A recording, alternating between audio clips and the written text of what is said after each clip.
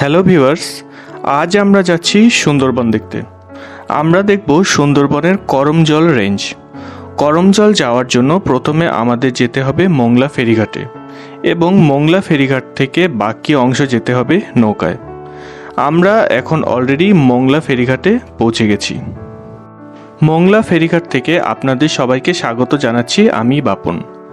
আপনি যদি আমার চ্যানেলে নতুন হয়ে থাকেন তাহলে প্রথমে চ্যানেলটি অবশ্যই সাবস্ক্রাইব করে নিন এবং আপনারা যারা অলরেডি সাবস্ক্রাইব করেছেন তাদেরকে জানাচ্ছি অসংখ্য ধন্যবাদ।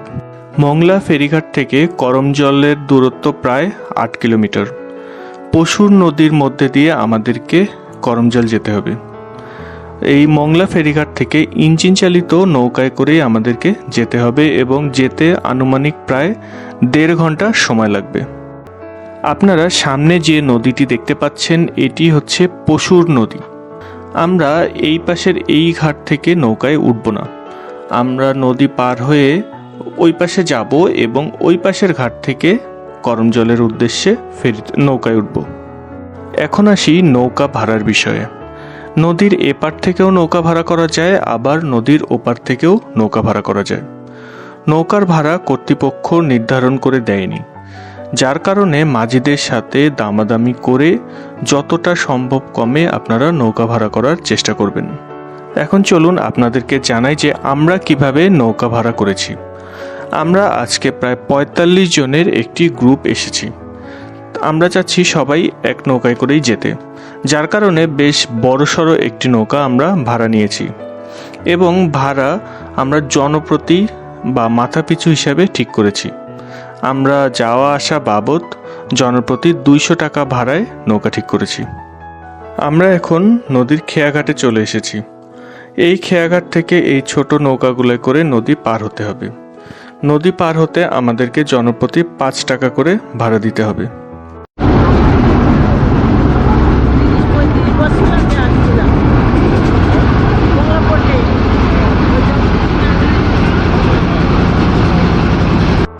আমরা যে নৌকায় চড়ে নদী পার হচ্ছি এই নৌকাগুলো কিন্তু ইঞ্জিন চালিত। আমরা এখন পশুর নদীর মধ্যে আছি। নদীটা কিন্তু একেবারে ছোট নয়, বেশ বড়ই। সেই সাথে নদীর পানিতেও বেশ ভালোই স্রোত আছে। এখানে প্যাসেঞ্জার বোটের ব্যবস্থা নেই। আপনারা যদি সংখ্যায় কমও আসেন, যেমন 2 জন বা 3 জন, তারপরও আপনাদেরকে একটি নৌকা রিজার্ভ করেই যেতে হবে।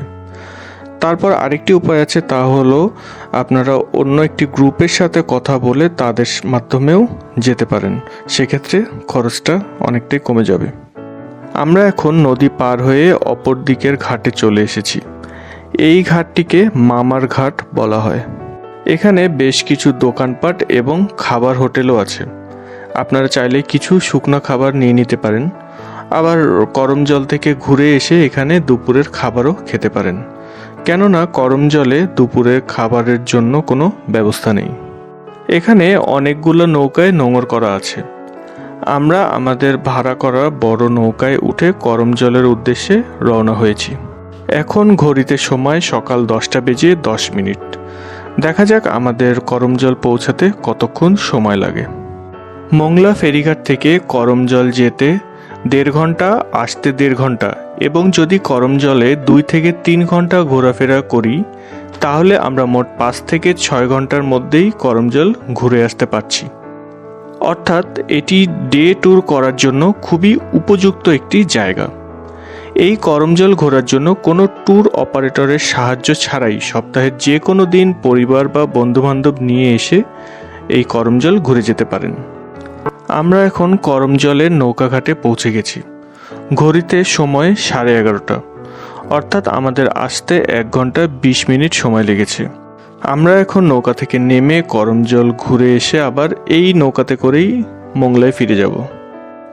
প্রথমেই আপনাদের একটি সতর্কতামূলক কথা জানিয়ে রাখি, তা হলো আপনারা যদি শুকনো খাবার সাথে এনে থাকেন তাহলে তা অবশ্যই নৌকায় রেখে আসবেন, কেননা এখানে প্রচুর পরিমাণে বানর দেখা যায় এবং আপনার হাতে খাবার থাকলে তা কেড়ে নেওয়ার সম্ভাবনা আছে।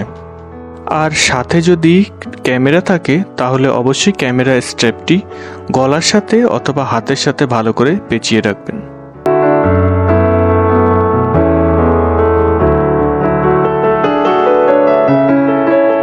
চলুন করমজলের অবস্থান সম্পর্কে কিছু তথ্য জেনে নিই।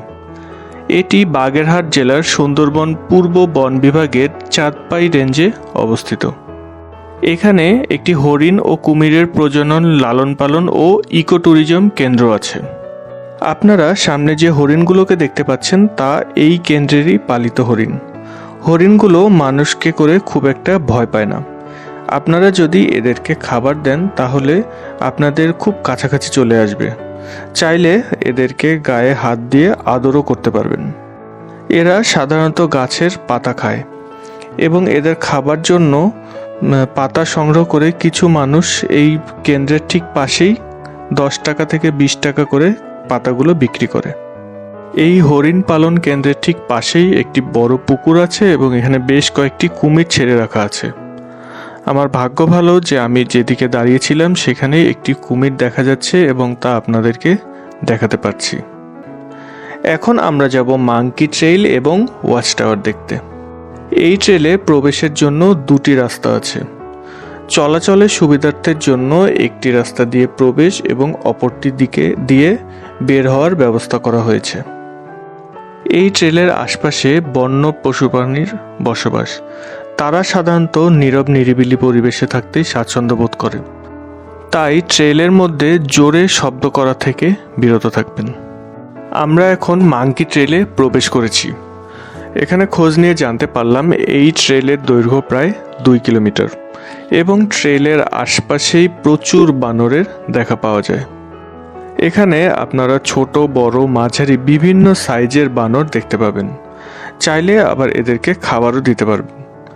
এদের খাবার হিসাবে কলা এবং বাদামি বেশি পছন্দের।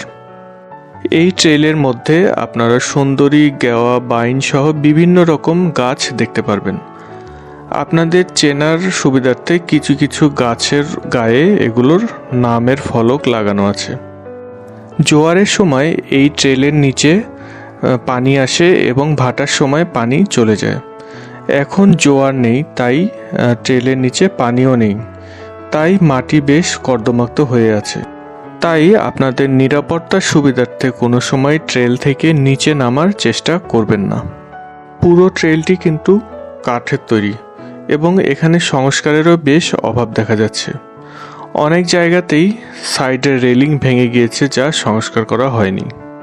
এখানে প্রতিদিন প্রচুর পরিমাণ পর্যটক ঘুরতে আসেন, তাই কর্তৃপক্ষের দৃষ্টি আকর্ষণ করে তাদের অনুরোধ করছি যেন তারা অতি দ্রুত ট্রেলটি সংস্কার করেন। আমাদের সম্পূর্ণ করমজল ঘুরে দেখা প্রায় শেষ। আমরা এখন আবার আমাদের ইঞ্জিন চালিত নৌকায় উঠে মোংলায় ফিরে যাব। আমরা যে নৌকায় করে এসেছিলাম ওই নৌকাই আমাদেরকে আবার মোংলায় ফিরিয়ে নিয়ে যাওয়ার জন্য অপেক্ষা করছে। দেখা হচ্ছে আপনাদের সাথে পরবর্তী ভিডিওতে। ততক্ষণ আপনারা সবাই ভালো থাকবেন। আজকের জন্য শুভ বিদায়।